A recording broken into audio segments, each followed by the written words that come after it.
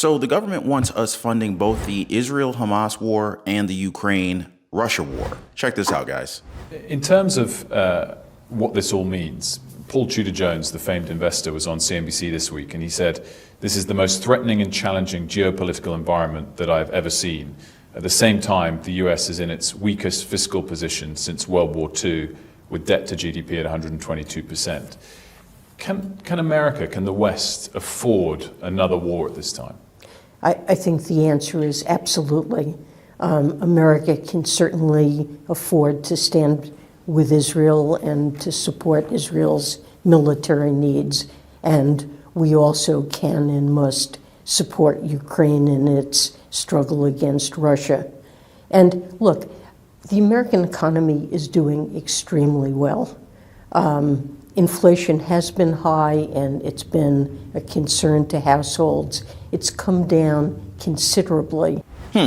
I don't know, you guys. For me, the fact that she could just say all that with a straight face definitely raises a lot of questions. Now, some say that this is embarrassing for America. Others say that this kind of talk could even be dangerous. But what do you guys think? I mean, let's just go ahead and think about this for a second, right? So you know that there's a bunch of money that's going to different countries like Ukraine, Israel, and nations all the way from Central America to Asia. But what you need to know is that this money is coming from us, the taxpayers. It's not like it's the politicians' personal cash. But hey, I get it. The humanitarian crisis, it's a big deal, and it should be a top priority. But still, in this video, we need to be talking about the economic side of things. The interviewer asks Janet Yellen about the possibility of oil prices going up due to the ongoing conflict, which could very well mean higher gas prices. Can you imagine gas prices shooting up again on top of everything else? And if oil prices rise, it can easily lead to heating up of inflation yet again. And this could force the Federal Reserve to keep interest rates higher for a longer time, meaning higher credit card bills and higher mortgage rates for even longer. Now, I was talking to a 60-year-old dude in my neighborhood, and I think that he said it pretty well. I've never seen such delusion in the US government. But what about you guys? Like Treasury Secretary Janet Yellen said, the country can absolutely afford to financially support both Israel and Ukraine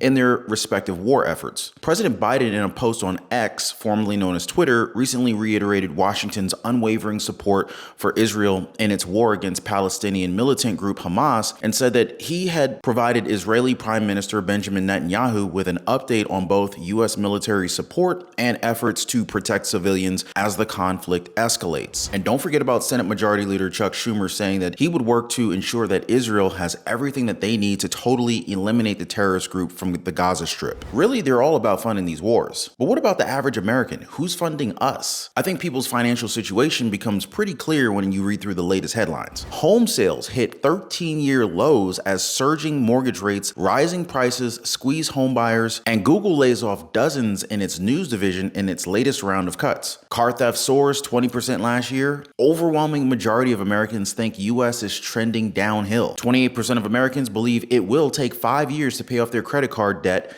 Nearly half of Americans need credit cards just to cover essential living expenses. Many Americans have missed at least one credit card payment. Now, I was talking to one of my friends about this the other day. They point out that it's getting kind of pathetic and truly scary that they're willing to fund wars but leave Hawaiians, people of Maui, and the elderly out on the streets with very minimal support from the government. Definitely makes you think where Congress's priorities are. Now, you heard Yellen in that clip. America can certainly afford to stand with Israel and support Israel's military needs. And we also can and must support Ukraine in its struggle against Russia. In a separate interview, Biden argued that both the Israel-Hamas and Ukraine-Russia conflicts, it impacts the safety of the American people, and that the US can take care of both of these and still maintain our overall national defense. But some Republicans have pushed back on the White House's request for billions in additional Ukraine aid. Instead, they're arguing that the money should be better spent on domestic issues. House Minority Leader Hakeem Jeffries, he said that the Democrats feel the exact same way, that they want to reopen the House to tackle domestic issues as well. But what do you guys think? Should they direct some of its money our way? I mean, things are definitely getting hard out here for a lot of Americans. And so that is why we're sticking together here. One Financial Freedom fam here right on YouTube. Subscribe to the channel and tap that notification bell. That way you don't miss out on any of the financial updates and headlines. And as always, guys, appreciate you guys for watching. And of course, an even bigger thanks for lighting up that like button. Really means a lot to me. You guys mean a lot to me as well. I mean, we really need to take a moment and just kind of talk about where the US economy is at. You know what I mean? Home sales just hit a 13-year low. And it's not all that surprising when you think about it, considering surging mortgage rates, rising prices, squeezing home buyers. Sales of previously occupied US homes in September fell for the fourth month in a row, grinding to their slowest pace in more than a decade. Existing home sales fell 2% last month from August to a seasonally adjusted annual rate of 3.96 million. Now guys,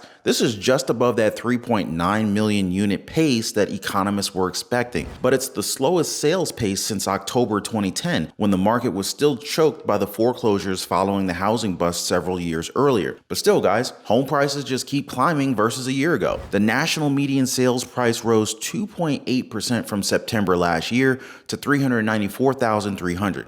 In layoff news, dozens of workers in Google's news division received word this week that they're losing their jobs. Yes, Google's news division employees are losing their jobs. Between 40 and 45 employees at Google News were laid off. Google also slashed their headcount at Verily, the healthcare analytics subsidiary, as well as Waymo, their robo-taxi unit. Anybody use Waymo out there for like Uber/automated taxi services? So yeah, employees are asking whether additional layoffs could be in the offing. And when times get rough, that's where you can see crime start to rise. Just like this case, car theft soared 20% last year. That's according to fresh FBI data, and a vehicle safety rating agency said models from Dodge, Land Rover, and BMW were among the most likely to be stolen. So yeah, watch out you guys. The FBI's annual crime report showed that there were 721,852 car thefts across the country in 2022, up from 601,453 incidents in 2021 and 420,952 reported in 2020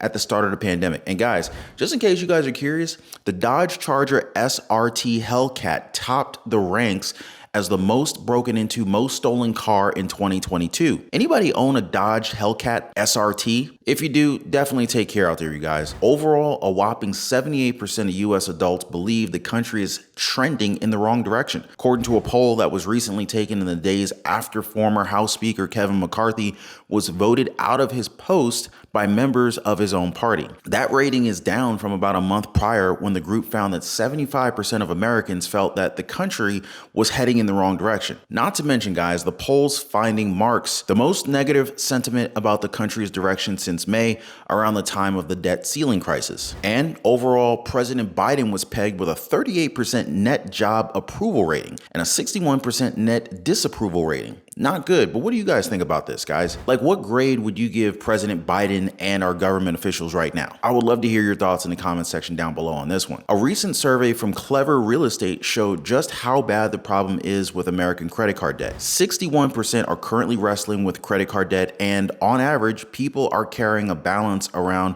$5,875 on their credit cards. A whopping 23% confess that they're piling on more credit card debt every single month. Meanwhile, 14% admit to missing payments in 2023. 28% said that they're going to need 5 years just to catch up with their debt. 11% said it might take a decade or more, and 6% fear that they may never ever clear their debt. 59% of millennials are using credit cards to cover basic living expenses. And it's not just the debt. 43% of Americans have missed at least one credit card payment in the last 5 years. The top two reasons: forgetfulness, and of course, the need to pay for basic necessities. So what's the big takeaway here, right? Well, credit card spending is on the rise, with the average American swiping their credit card for over $1,500 every single month. And as if that's not enough, 43% of credit card users sometimes spend more than they earn. Over half hit their credit card limit at some point, and 29% are maxing out their credit card every single month. 47% of Americans have not been debt-free since 2018 to 2022. 14% haven't seen a debt-free day since 2013 to 2017, and 11% are still in the red ever since 2008 to 2012, and a solid 15%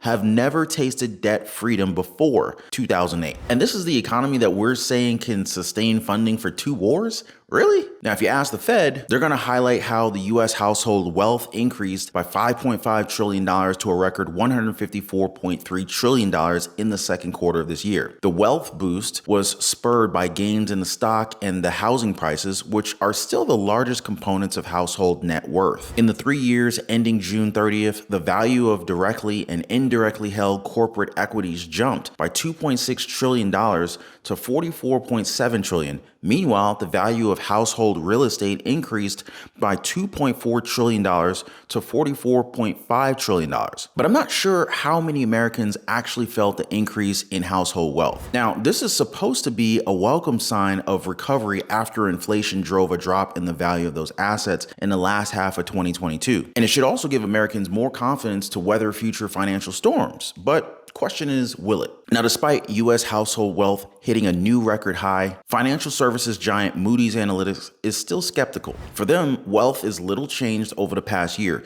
limiting its contribution to spending. Plus, the volatility in wealth since the onset of the pandemic will remind households of the fragility of any gains. Translation: those gains look good on paper, but in reality, stock and home prices rise, and they also drop so quickly nowadays that people only ever really feel the negative side of things, i.e. inflation. You know what I mean? The New York Fed recently released the August 2023 survey of consumer expectations, which found that households' perception about their current financial situation and expectations for the future have drastically deteriorated. Specifically, the median expected growth in household income fell by 0.3% to 2.9% in August, its lowest reading since July of 2021, and median household spending growth expectations fell by 0.1% to 5.3%. Now, even though the U.S. economy has shown signs of improvement with real estate values and, of course, the stock market bouncing back and technically boosting the wealth of American households, we can't ignore the fact that folks are still feeling the pinch from the 11 interest rate hikes that the Federal Reserve has thrown our way since March of 2022.